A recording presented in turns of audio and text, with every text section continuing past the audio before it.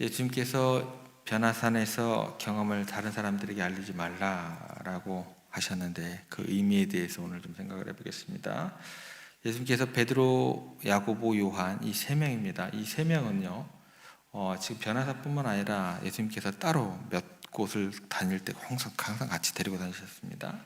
그래서 오늘 같은 경우는 이제 산에 올라가서 예수님이 영광스러운 모습으로 변화되는 모습을 이제 보여주셨고, 제자들은 그 영광스러운 모습뿐만 아니라 모세와 엘리야가 예수님과 함께 이야기 나누는 것을 보고 어쩌면 충격과 또 어쩌면 경외감에 휩싸인 그런 장면입니다. 예수님의 모습은 이제 태양처럼 빛나고 있었다. 하나님의 영광과 능력을 상징하고 예수님께서 단순히 인간이 아니라 하나님의 아들이심을 그들에게 명백하게 또 보여주신 어떤 그런 장면이고, 모세와 엘리야가 예수님과 함께 나타났다는 것은 예수님께서 구약과 또 신약을 연결시키는 그런 열쇠가 되시고, 또 예수님의 사명 자체가 그 선지자들과 또 기록된 말씀들을 완성하고 구원을 이루기 위한 것이다 라는 것을 상징적으로 베드로, 야고보, 요한에게 정말 그 충격과 함께 경외감 가운데서 보여주는 그런 장면입니다. 그런데 이제 참 내려오실 때 좀 이해가 안 되는 것은 뭐냐면, 이 경험을 다른 사람들에게 알리지 말고 제자들에게 그렇게 명령을 하셨습니다. 9절 말씀해 보면 그들이 산에서 내려올 때에 예수님께서 경고하시되, 그냥 말하신 것도 아니고 경고하시면서 인자가 죽은 자 가운데서 살아날 때까지는 본 것을 아무에게도 이르지 말라 하시니라. 경고하시면서 죽고 다시 살아날 때까지, 부활하실 때까지는 절대로 이야기하지 말라는 것입니다. 왜 이렇게 명령을 하셨을까라는 것입니다. 예수님의 사명이 지금 완성이 되어지지 않았기 때문에 그래요. 그리고 예수님께서 이 십자가를 향해서 본격적으로 나아가셔야 하기 때문에 이 말씀을 하셨다는 것입니다. 만약에 이 제자들이 봤던 변화산에서 일을 알린다고 한다면 사람들이 이제 오해하게 되고 예수님의 십자가에 대한 어떤 그런 길에 대한 것들이 이제 어쩌면 방해 요소가 될 수 있는 그런 요인들이 굉장히 많기 때문에 그렇습니다.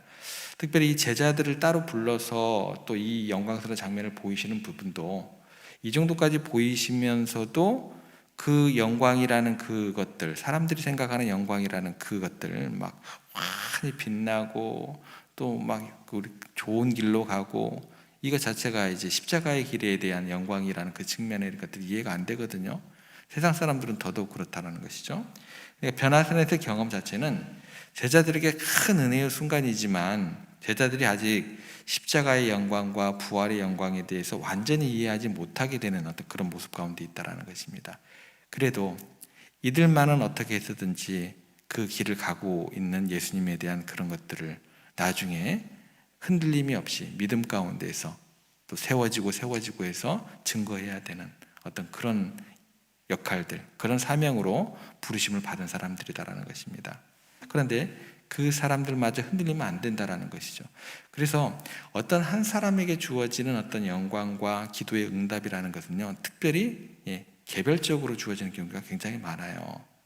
다른 사람들은 그 기도의 응답과 그 영광과 그 기적들이 필요 없는 어떤 그런 경우가 굉장히 많다라는 것입니다. 특별한 사명과 부르심에 합하게 그 사람을 더욱더 특별하게 세우실 때 그 영역에 맞게, 그 시간에 맞게, 그 때에 맞게 필요에 따라서 하나님께서 정권적으로 허락하시는 그 시간이 될 것이고 그 은사가 될 것이고 그 영광이 될 것이다라는 것입니다.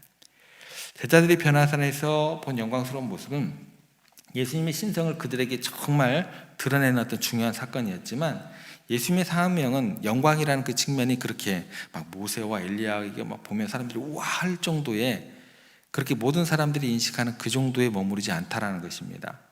예수님께서는 인류의 죄를 속하기 위해서 십자가에 죽으시는, 자기를 내려놓는 그런 길을 가셔야 되고, 또 죽음의 권세를 이기시고 사흘 만에 부활하셔야 되는, 그러니까 제자들이 변화산에서 본 영광만을 그냥 전한다고 하면 사람들은요, 예수님에 대해서, 그 사명에 대해서 온전히 이해하지 못하는 어떤 그런 모습이 된다라는 것입니다. 왜냐하면 이렇게 영광을 보고 난 다음에 계속해서 예수님께서 가르쳤던 베드로, 야고보, 요한도 어떻게 돼요? 흔들려요. 따로 불러서 영광도 보여주시고 내가 십자가의 길을 갈 거야, 내가 다시 살아날 거야. 이렇게 얘기를 하는데도 이들마저도 흔들렸거든요. 근데 섣부르게 선익은 그런 어떤 자기들의 어떤 그 경험과 그걸 가지고 나가서 전하자고 했을 때 아예 경험하지 못한, 말씀도 듣지 못한 이런 사람들 같은 경우는 곧바로 예수님의 사역에 대해서 뭐 십자가는 패배야, 뭐 부활에 대한 어떤 그런 것들도 생각하지 못할 것이고, 만약 이 경험들을 즉시 전했다고 한다면 사람들은 예수님을 어떻게 생각하냐면 요한복음에서 왕으로 삼으려고 했던 것처럼 기적을 행하는 사람, 정치적인 어떤 해방자, 이 정도로 그치게 되더라는 것입니다. 로마의 압자에서 해방시킬 정치적인 메시아가 아니라 영적 구원을 위한 메시아인데 그런 오해를 하게 되고 그렇게 된다는 것입니다. 사람들이 왜곡시킬 수 있다는 것입니다. 또한 제자들은요, 예수님과 죽음과 부활을 통해서 하나님의 구원 계획을 온전히 이해하도록 그들을 가르치셔야 되거든요. 변화산의 경험은 그들에게 큰 영적 자산이었지만 그것을 온전히 이해하고 전파하기 위해서는 십자가와 부활까지 그 하나님의 때와 시기를 기다리면서 그 의미를 깊이 깨달아야 돼요. 말이 많아지면 굉장히 그 의미를 깊이 묵상하고 깨달고 내 것으로 내면할 수 있는 그런 시간은 상대적으로 줄어드는 거예요. 구약 성경에서 다윗을 살펴보면 사울왕을 피해서 계속 도망다닙니다. 그리고 2번이나 죽일 기회가 있었어요. 그런데 하나님의 때를 기다리면서 죽이지 않았어요. 그만큼 자기가 도망가면서 생각을 굉장히 많이 했던 거예요. 그러면서도 자기가 죽일 수도 있는 그 때와 시기를 누구에게 맡기는 거예요?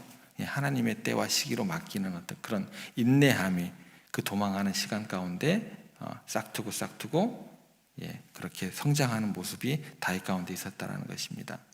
예수님께서 제자들에게 원하는 것도 하나님의 때와 시기에 대한 어떤 그런 성숙한 믿음 가운데 거할 수 있는 제자들의 모습이었다는 것입니다. 예수님께서는 제자들이 눈으로 본 것만 믿는 것이 아니라 믿음으로 그분을 따르기를 원하세요. 여러분들에게 주어지는 뭐 기적 같은 것들, 막 뭐라 그럴까요? 여러분들 처음 예수님 만났을 때 하염없이 눈물 흘렸던 그런 모습들, 그게 평생 갈까요? 그렇지 않아요. 그렇지 않습니다. 그런 뜨거운 경험이 있다고 한다면 그 다음부터는 믿음은 바라는 것들의 실상이요, 주어진 말씀 가운데서 더욱더 믿음의 것들을 내가 바라면서 내가 하늘 상급을 바라기도 하고 또 하나님을 바라기도 하고, 그게 더 흔들리지 않는 믿음 가운데, 반석 가운데 놓이는 그런 믿음이다라는 거예요. 기적이 주어지면 믿고 기적이 안 주어지면 안 믿고, 이거는요 굉장히 연약한 믿음 가운데 거하는 것이다라는 것입니다. 예수님께서 베드로, 야고보, 요한 그런 사람으로 머물러 있기를 원치 않았어요. 왜요? 이 사람들이 앞으로 엄청난 일을 경험하게 될 거거든요. 엄청난 일이라는 것은 예수님만큼은 아니어도 거기에 버금가는 일들을 경험하게 될 거거든요. 그래서 제자들에게 영광스러운 그런 모습들, 막 기적 같은 것들, 이거에 안주하지 않고 계속해서 주님께서 저 기적을 통해서 나타내는 그 하나님의 뜻과 또 그 길을 가는 것이 의미가 무엇일까 계속해서 묵상하기를 원하시는 거죠. 그 말씀을 더욱더 내면화시키면서 성장하기를 원하시는 거였죠. 변화산의 경험은 그래서 일시적인 거예요. 예수님의 사역은 그 이상을 그들에게 요구하시는 거예요. 지속적인 믿음의 성장을 이루기를 원하신다는 것입니다. 여러분들 같은 경우는 왜 기적도 안 일어나는데 다른 사람들은 다 편히 쉬는데 여기 왜 나와 계세요?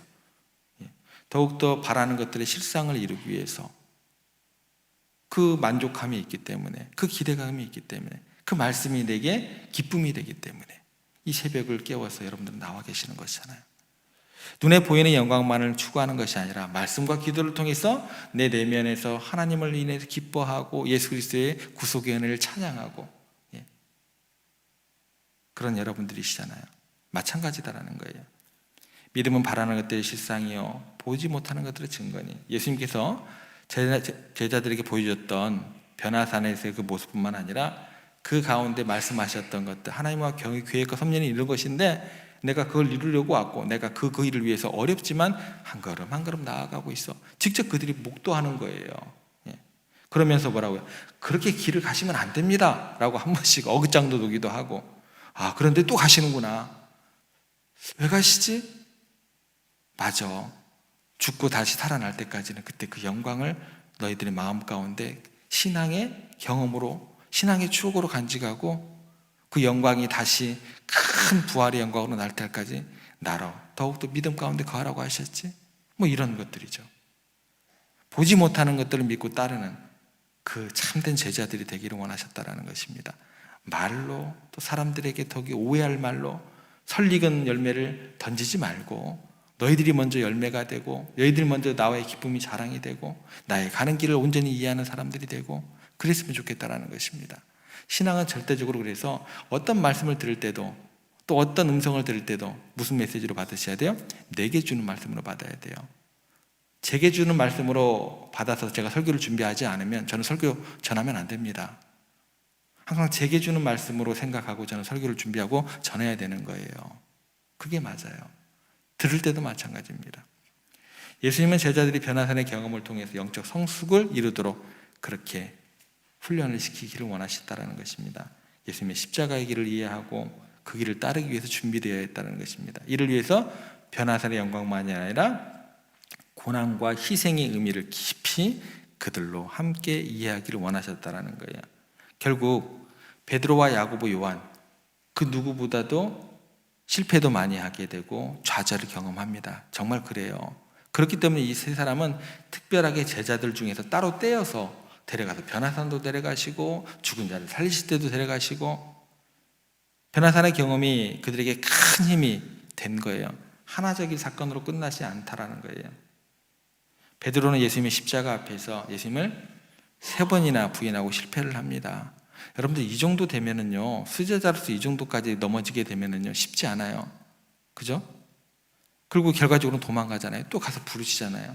왜요? 남들보다 더 실패를 크게 하기 때문에 그만큼 크게 부름을 받았는데 더욱더 연약한 인간의 모습이 더욱더 도드라지기 때문에 그런데도 수제자로서 또 반석으로서 교회의 정말 열쇠를 주는 그런 하나님의 음성을 들었던 사람이기 때문에 그렇게 실패했지만서도 예수님을 만나서 회복된 베드로가 어떻게 돼요? 결과적으로는 그 여러 가지 것들이 믿음에 바라는 것들이 실상이 정말 그의 삶의 모습으로 나타나게 됩니다. 하루에 수천 명씩 구원하는 초대교회의 온전한 지도자가 되더라는 거예요. 한순간에 돼요? 안 그래요. 실패를 거듭하면서 만나심에 대한 어떤 그런 것들이 쌓이고 하다 보니까 결국에는 그렇게 믿으면 바라는 것들이 실상이 되는 그런 믿음의 모습으로 나아가더라는 거예요. 야고보는 어떨까요? 야고보도 초대교회에서 굉장히 중요한 역할을 하게 됩니다. 예루살렘 교회 지도자로서 다른 곳의 지도자들보다 더 힘들었을 거예요. 왜냐하면 유대인들이 가득했던 곳이기 때문에. 거기에서 예수님의 가르침을 전파하고 많은 고난을 겪었지만 견고한 믿음 가운데서 예수님을 증거했어요. 결국은 어떻게 돼요? 초대교회 순교자가 됩니다. 초대교회 순교자가 되어야 하기 때문에 그 영광을 보고 더욱더 너의 것들 또 내가 함께 말했던 그런 것들 너의 내면화시키면서 믿음을 더욱더 굳건히 세워야 되는 너이기 때문에 따로 부르셨다라는 거예요. 요한은 어떨까요? 요한 이 사람은요 굉장히 오래 살았어요. 다른 제자들이 다 떠났어요. 예수님 오실 줄 알았겠죠. 그잖아요. 그때 당시 초대교회는 예수님 고도실이라고 생각을 했잖아요. 가장 오래 산 사람은 어떻게 했죠? 다른 사람 다 떠나서도 내일 오실 거야. 내일 오실 거야. 다 떠나버렸어요. 제자들. 혼자 남았어요. 어떻게 돼요? 그런데도 믿음이 흔들리지 않고 예수님의 제자로서 요한계시록까지 써나가는 예수님과 사랑의 진리를 전파하는데 평생을 바쳤던 사람이 되었다는 것입니다. 여러분, 침묵하라는 명령 자체는 뭐냐면 단순히 금지가 아니에요. 제자들의 믿음을 성장시키고 하나님의 계획과 때를 기다리며 순종하도록 이끄는 예수님의 배려였다라는 것입니다. 예수님께서 제자들이 하나님의 계획과 뜻에 따라서 십자가에 못 박히고 죽임당하시고 죄를 속죄하시는 것이 예수님의 사명인 걸 그들이 먼저 이해를 해야지 제대로 전할 거 아니에요. 여러분들 삶에서 어느 순간에 하나님께서 또 영광 중에 나타나기도 하지만 기도의 응답이 바로바로 나타나기도 하지만 어느 순간요 정말 힘들어요. 도대체 왜 그러시는 건데요 저에게만. 그때 어떻게 돼요? 이전 영광 바라보시면서 더욱더 바라는 것들의 실상이 내 삶에 이루어질 때까지 믿음의 눈으로 이전의 신앙의 추억을 떠올리면서 더욱더 온전한 열매를 맺게 하시는 하나님을 바라보시면서 그 열매를 통해서 나뿐만 아니라 나에게 기쁨이 되는 뿐 아니라 나를 통하여 가족들이 더 나아가서 이웃들이 그렇게 구원받는, 온전한 하나님께서 예수님을 통한 구원의 역사가 어떻게 이루어지는지 먼저 예수님을 통해서 제자들에게 보여주시고 제자들을 통해서 많은 사람들에게 전해졌던 것처럼 여러분들에게 그런 시간이 될 수 있다는 것입니다. 믿음은 여러분들은 끊임없이 성장하는 거예요. 놀라운 영적 경험을 한다고 해서 믿음이 완성되었다, 그런 경우는 없습니다. 하나님께서 하신 말씀을 믿고 기다리면서 그분의 말씀대로 그 말씀 가운데 거하는 게 더 큰 믿음의 길로 가는 우리들의 모습이다라는 것입니다. 하나님의 말씀을 묵상하고 기도하고 여러 가지 경험을 통해서 믿음을 더욱 깊이 이끌어 나갈 수 있는 우리들이 되어야 된다는 것입니다. 우리 자신의 생각이나 감정에 따라 살아가는 것이 아니라 하나님의 뜻을 따라 순종하는 삶이 더 중요하다. 그리고 하나님께서는 그 길을 가고 있는 우리에게 준비가 되어질 때 하나님의 계획도 밝혀주시고 그분의 뜻이 우리 가운데 이루어지기를 인도하실 줄 믿으시기 바랍니다. 침묵의 시간, 그 상황 가운데서 세상적인 가치관이 흔들리지 않고 더욱더 하나님의 말씀에 귀 기울이고 헌신하는, 그렇게 주님께 간구하는 여러분의 삶의 자세를 오늘도 내일도 그렇게 만들어 가시기를 다시 한번 부탁드립니다. 주님의 뜻에 살아가면서 믿음과 순종으로 그렇게 하나님의 계획을 이루어 드리는 여러분들 되시고, 하나님께서 주신 그 사명과 계획을 이해하고 그렇게 주님의 말씀에 귀 기울이면서 인내와 믿음으로 오늘 하루도 주님과 동행하는 여러분들 되시기를 주님의 이름으로 부탁드립니다.